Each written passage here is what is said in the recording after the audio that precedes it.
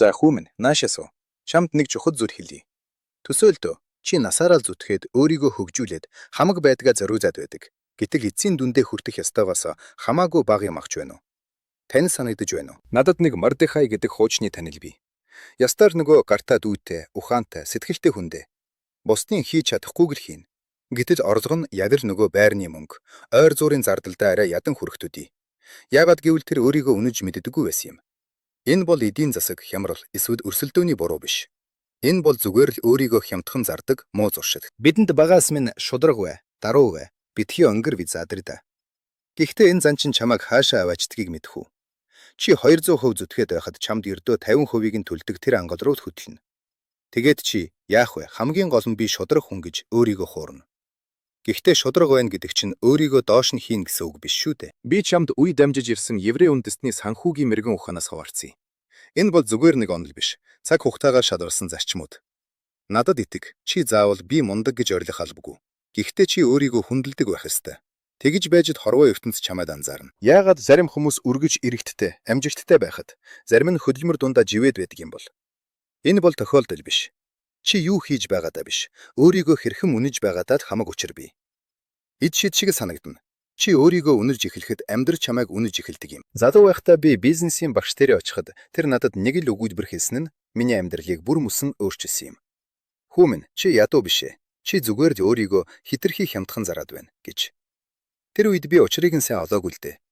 Би чадах бүхнээ хийж байна шүү дээ гэхэд тэр сонс, ажиллах нь сайн хэрэг. Гэхдээ хийсэн зүйлийнхээ үн цэнийг арч сур. Энэ бол даварч байгаа хэрэг биш. Өөрийгөө хүндэлж байгаа хэрэг гэсэн. Үнэхээр л бид өөрийнхөө хөдөлмөрийг дутуу үнэлэхээр бусад хүмүүс ч бидэнд тэгж хандах зуршилтай болчихдог. Бид өөртөө өндөр таас тавиад орлогоо хязгаарлалцдаг. Хамгийн харамсалтай нь хүмүүс үүнийгээ анзаардаг ч үгүй. Би зүгээр л азгүйхэн гэж боддог. Үгүй ээ, энэ бод амьдрал биш. Энэ бол чиний муу зуршил. За одоо гол зүйл рүү оръё. Би чамд өөрийгөө хэрхэн үнэлэх тодорхой зарчмуудыг хэлье. Эхнийх нь хүчин чармаажтай биш, үр дүнгээ харуул. Хүмүүс чиний хідэн цаг суусанд биш, юу бүтээсэнд чинь мөнгө төлдөг. Миний нөгөө мужаа найз Мордехай хийсэн тавилга нь хідэн 10 жил болсон ч зүгээр байдаг гэдгийг л харуулдаг байсан. Чи хөдөлмөрөө биш, үн цэнэ зарж байгаа хэрэг. Хоёрдугаарт үгүй гэж хэлж сур. Хамгийн хэцүү нь эндэ. Хүмүүс үйлчлүүлэгчийн ардхаас айгаад бүх зүйлийг зөвшөөрдөг. Гэтэр чиний өөрийнхөө цаг хугацаа, эрч хүчээ юунд зарцуулахаа сонгож чаддаг нь чиний үн цэнийг харуулдаг юм. Хямдхан төсвөөс татгалзахаас бүү. Гуравдугаарт өөртөө хөрөнгө оруул. Чиний үн цэн, чиний мэдлэг, чадвартай шууд холбоотой. Өнөөдөр чи 50% үнэтэй байгаа бол сурч хөгжөөд жилийн дараа 100% үнэтэй бол. Энэ бол даварсан хэрэг биш. Энэ бол ур чадвар. Дөрөвдүгээрт мэр хүндээ бүтээ. Хэрв чи ажлаа үргэлж сайн хийдэг бол чиний үн өөрөө аяндаа өснө. Нэр хүнд гэдэг бол чамааг унтаж байхад ч ажиллаж байдаг хөрөнгө юм. 5 дугаарт өдөр бүр жижиг архам хий. Өөрийнхөө үнжгээгээ шууд 50% нэмэх нь эрсдэлтэй байж магадгүй. Гэхдээ 10% нэмэх, ур чадвараа сайжруулах, амжигтай ичиж зовдгүй ярьж сурах нь чиний өөртөө итгэх итгэлийг бэхжүүлнэ. За одоо эдгээр зарчмуудыг амьдрал дээр яг яаж хэрэгжүүлэх вэ? Үйлдэлгүй үг бол зүгээр л хоосон чимэг. 1-р азхам. Өөрийнхөө чадварыг бүртгэг.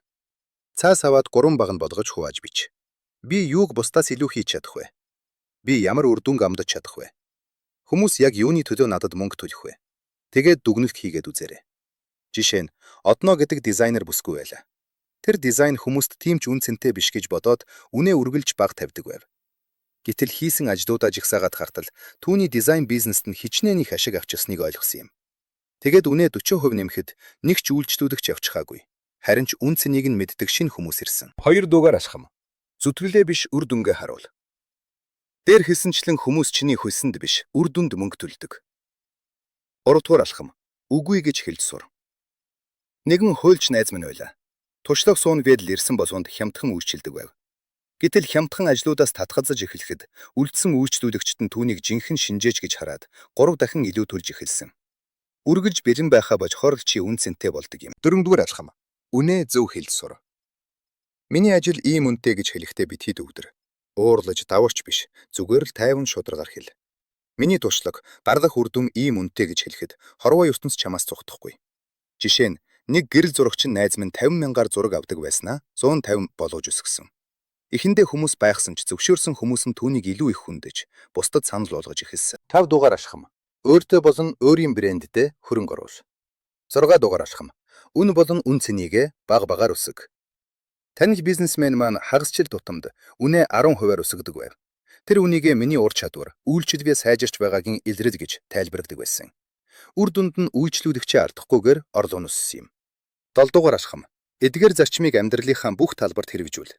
Зөвхөн ажил биш, нөхөрлөл, гэр бүл, харилцаанд ч гэсэн. Чи өөрийгөө үнэлэхэд хүмүүс чамайг өөрөөр харж, хүндэлж эхэлнэ. За ингээд өнөөдрийн яриагаад үгнэ. Ядуу байна гэдрийн төрөвч хоосон байхын нэр биш, харин өөрийгөө дутуу үнэлэхийн нэр юм. Чамаас өөр хинч чиний үн цэнийг тогтоохгүй. Өөрийнхөө үнийг өсгөн гэдэг бол даварч байгаа хэрэг биш. Өөрийгөө хүндэлж байгаа хэрэг.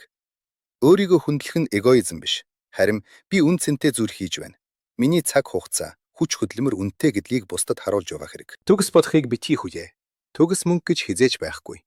Одоо байгаа чадвар нэр хүнд дээрээ суурлаад жижиг алхмаар эхэл. 10% өсөлтч гэсэн чиний дотоод итгэлийг бадраа. Амьдрал чинь өөрчлөгдөхийг хармаар байна уу? Тэгвэл өнөөдрөөс эхлээд өөрийгөө хямдхан зархаа байл. Чиний үн цэнийг хараад үйлчлүүлэгчид, хамт олон, найз нөхөд, гэр бүлийнхэн чинь хүртэр чамд өөрөөр хандаж эхэлнэ.